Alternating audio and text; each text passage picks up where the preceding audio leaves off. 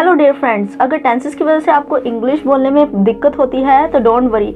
आज हम इस वीडियो में अच्छे से टेंसेस को डीपली स्टडी करेंगे और सीखेंगे भी। टेंसेस मीन्स टाइम और ये 3 तरह का होता है, प्रेजेंट, पास्ट, फ्यूचर। प्रेजेंट जो अभी चल रहा है, पास्ट जो गुजर चुका है और फ्यूचर जो अभी आने वाला है, जिसको अभी किसी ने नहीं देखा है। But before starting the video, I request you all to subscribe my channel and please do like and share the video. Tenses 3 प्रकार के होते हैं, प्रेजेंट जिसे हम वर्तमान बोलते हैं हिंदी में, पास्ट जिसे हम भूतकाल बोलते हैं और फ्यूचर जिसे भविष्यकाल बोलते हैं। ये तीनों टेंसेस आगे फर्दर 4 भागों में डिवाइडेड है, simple, continuous, perfect and perfect continuous. अब हम इनको एक एक करके समझने वाले हैं। सबसे पहले बात करते हैं प्रेजेंट टेंस की। प्रेजेंट जिसका मतलब है अभी, अब का समय जो चल रहा है, आज का समय। प्रेजेंट टेंस का फर्स्ट पार्ट है सिंपल, जिसे हम प्रेजेंट इंडेफिनिट भी बोलते हैं। आओ जानते हैं कि ऐसे सेंटेंसेस की क्या पहचान होती है।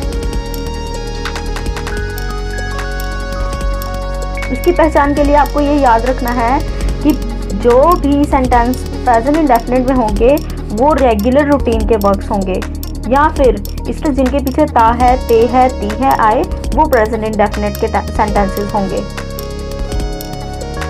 अब इसका रूल जो कि बहुत ही इम्पोर्टेंट है इस किसी भी सेंटेंस को प्रेजेंट इंडेफिनिट टेंस में बोलने के लिए, उसका रूल कुछ इस तरह से है। सब्जेक्ट V1 के साथ SES, V1 मीन्स वर्ब की first form, and then object.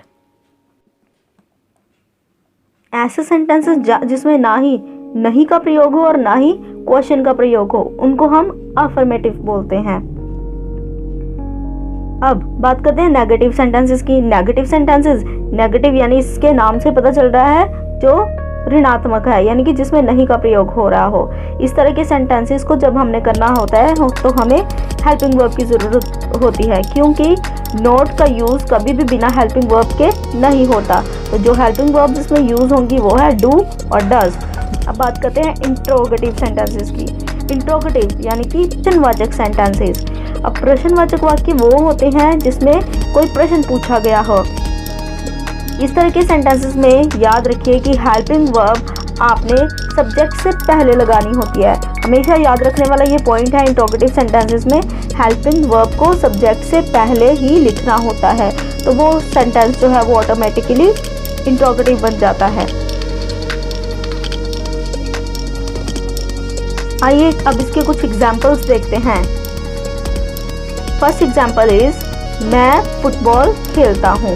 अब देखिए यहाँ पर हमें सेंटेंस के हर वर्ड को पहचानना है कि कौन सा वर्ड क्या है, क्योंकि हमें रूल पता है, हम उसके हिसाब से उसमें अप्लाई करते जाएंगे।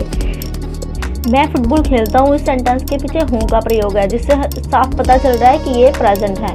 अब बात इस सेंटेंस के पीछे खेलता हूँ, जिससे पता चल रहा है कि ये डेली रूटीन का वर्क है, हैबिचुअल एक्शन है। खेलना जो है वो हैबिचुअल एक्शन है। तो ता हूँ से भी साफ जाहिर हो रहा है कि ये सिंपल प्रेजेंट टेंस है।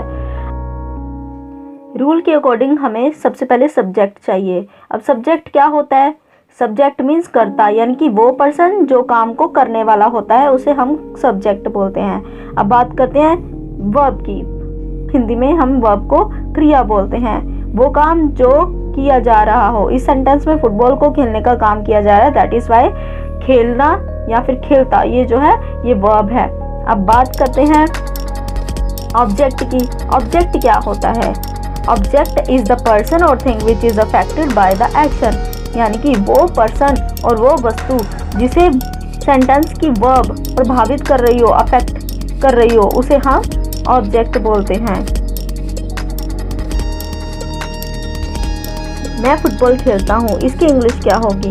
रूल के अकॉर्डिंग हमें सबसे पहले सब्जेक्ट अप्लाई करना, और यहाँ पे सब्जेक्ट है मैं, यानी कि आए। उसके बाद वर्ब की फर्स्ट फॉर्म, वर्ब है हमारी प्ले, और हमें यहाँ पे अप्लाई करनी है फर्स्ट फॉर्म, तो लगा देंगे आई प्ले। अब ये सेंटेंस हो जाएगा आई प्ले। अब क्रिया यानी कि प्ले किसको प्रभावित कर रहा है? ऑब्जेक्ट को, और ऑब्जेक्ट क्या है हमारे यहाँ पर? फुटबॉल, तो ये हो जाएगा आई प्ले फुटबॉल। ये जो सेंटेंस था ये था हमारा अफर्मेटिव सेंटेंस, जिसमें ना तो नहीं का प्रयोग हुआ और ना तो प्रश्न का प्रयोग हुआ, ना ही इसमें कोई प्रश्न पूछा गया है और ना ही नहीं का प्रयोग किया गया है। यदि हमने इसी सेंटेंस को नेगेटिव में चेंज करना हो तो उसके लिए क्या करेंगे, नेगेटिव में चेंज करने के लिए हमने बस छोटा सा काम करना है। जो हमारे पास हेल्पिंग वर्ब है डू और डज, उनमें से एक का प्रयोग करना है और नॉट लगा देना है। अब दिक्कत ये है कि डू और डज में से किसका प्रयोग किसके साथ किया जाए। इसके लिए बस छोटी सी बात याद रखनी है कि डू जो है जितने भी प्लूरल सब्जेक्ट्स हैं उनके साथ लगता है, और डज जो है वो जितने भी सिंगुलर सब्जेक्ट्स हैं उनके साथ लगता है। आई, वी, यू, दे या फिर कोई भी प्लूरल, किसी भी तरह का प्लूरल सब्जेक्ट होगा उसके साथ हम यूज करेंगे डू का। ऑन दी अदर हैंड अगर हम बात करें डज की, तो जितने भी, जैसे for example he, she, it या फिर कोई भी किसी भी प्रकार का सिंगुलर सब्जेक्ट हो, एक वचन में करता हो, तो हम उस सिचुएशन में उसके साथ डज का प्रयोग करेंगे। यहाँ पर एक और बात याद रखनी है कि जब हमने सेंटेंस में डू और डज का प्रयोग कर लिया है तो हमें वर्ब की फर्स्ट फॉर्म के साथ जो एस लगाना होता है वो नहीं लगाएंगे। अभी यहाँ पर जो नेगेटिव सेंटेंस है मैं फुटबॉल नहीं खेलता हूँ, उसकी इंग्लिश कुछ इस प्रकार से होगी। यहाँ पर हमारा जो सब्जेक्ट है वो आई है, तो इसके साथ हम डू का प्रयोग करेंगे। चलिए लगा देते हैं आई डू। अब ये नेगेटिव है इसीलिए इसके साथ नॉट का प्रयोग करेंगे, आई डू नॉट। बाकी सेम टू सेम वैसे ही रहेगा ये सेंटेंस, प्ले फुटबॉल। अगर यही क्वेश्चन हमें इंट्रोगेटिव फॉर्म में चेंज करना हो तो उसके लिए क्या करेंगे, बस छोटा सा काम करना है। जो हेल्पिंग वर्ब है उसे उठा के हमने बिगिनिंग में लगा देना है। अफर्मेटिव सेंटेंस के बिल्कुल स्टार्टिंग में हम हेल्पिंग वर्ब को लगा देंगे और अंत में इसके क्वेश्चन मार्क लगा देंगे।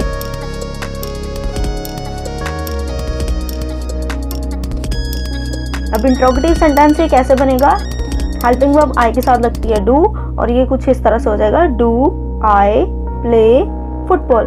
हमने कुछ नहीं किया, बस हेल्पिंग वर्ब जो इसके साथ लगने वाली है हम उसको इसके बिगिनिंग में लगा देते हैं और लास्ट में क्वेश्चन मार्क।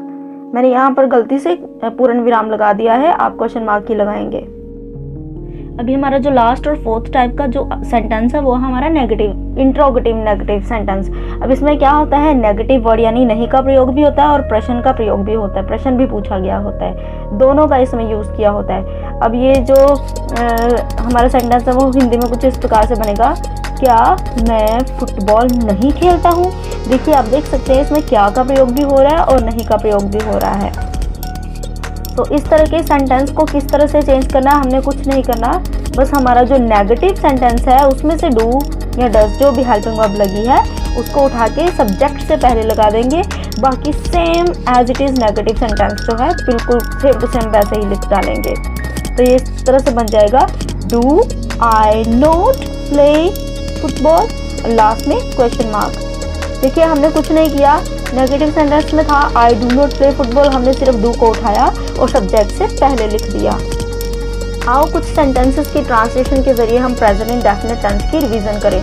सबसे पहला सेंटेंस है सूर्य पूरब में उदय होता है। तो यहाँ पर उदय होने का काम कौन कर रहा है, करने वाला जिसको हम कर्ता बोलते हैं सूर्य है यहाँ पे। So that is why the sun is our subject. अब बात करते हैं वर्ब की, तो उदय होने का काम किया जा रहा है, तो यहाँ पे क्रिया के वर्ब क्या हुई हमारी, उदय, और होता है ऐसे हमें पता चल रहा है कि ये प्रेजेंट इंडेफिनिट टेंस है। और जाहिर सी बात है ये डेली रूटीन का वर्क है, तो इसीलिए ये प्रेजेंट इंडेफिनिट है।